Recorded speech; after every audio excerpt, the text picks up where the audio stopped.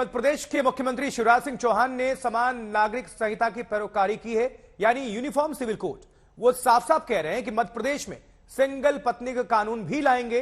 उधर विश्व हिंदू परिषद ने लव जिहाद पर कानून बनाने की मांग जोर शोर से शुरू कर दी है। आवाज जनसंख्या नियंत्रण कानून पर भी बुलंद हो रही है और यह सब गुजरात चुनाव के दौरान हो रहा है। इसलिए सवाल उठ रहा है कि क्या यह कोई दाव है।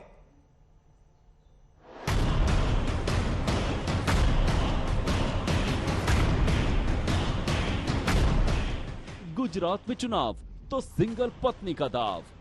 समान नागरिक संहिता, एक पत्नी रखने का अधिकार है तो एक ही पत्नी सबके लिए होनी चाहिए, फिर ज्यादा क्यों होना चाहिए। गुजरात में चुनाव तो लव जिहाद पर तनाव। इसको रोकने के लिए, इस अभिशाप से भारत को मुक्ति दिलाने के लिए केंद्रीय कानून बहुत जरूरी। गुजरात में चुनाव तो आबादी नियंत्रण पर ताव। एक कड़क कानून बनाने की जरूरत है जनसंख्या नियंत्रण के लिए। जो ना माने उसकी वोटिंग राइट समाप्त कर दी जानी चाहिए, उसको सरकारी सुविधाओं से वंचित करनी चाहिए।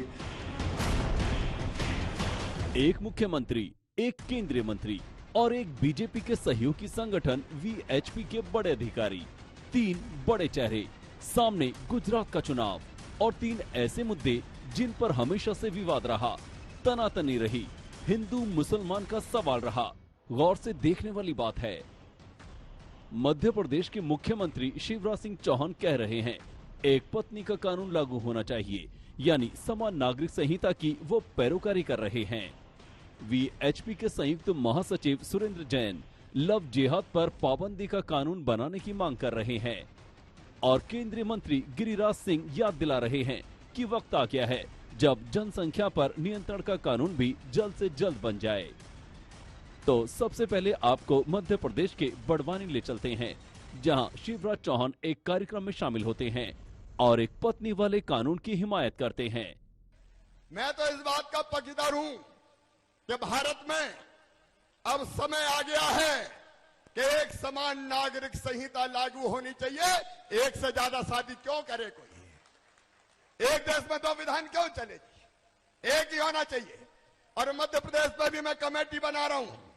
समान नागरिक संहिता, एक पत्नी रखने का अधिकार है तो एक ही पत्नी सबके लिए होनी चाहिए। शिवराज के सिर पर पगड़ी थी, पहनावा भी आकर्षक था।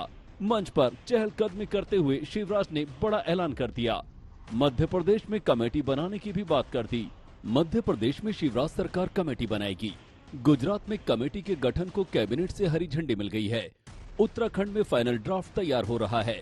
हिमाचल में बीजेपी ने घोषणा पत्र में समान नागरिक कानून का वादा किया है। महाराष्ट्र में भी समान नागरिक कानून पर विचार हो रहा है। कर्नाटक में भी कानून लाने की तैयारी हो रही है।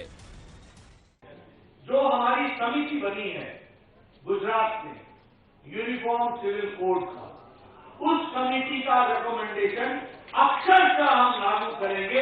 इसको हम पूरा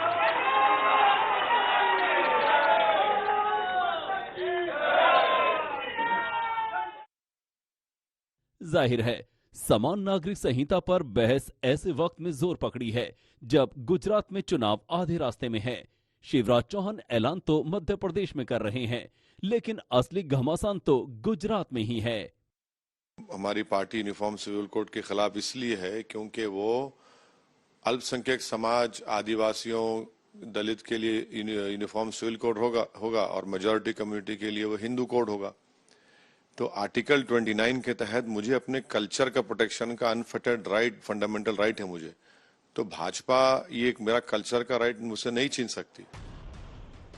बेशक समान नागरिक संहिता बीजेपी के एजेंडे में रहा है, लेकिन अब इस पर बीजेपी दम लगा रही है और इसकी टाइमिंग भी ऐसी है जब गुजरात चुनाव आगे बढ़ रहा है।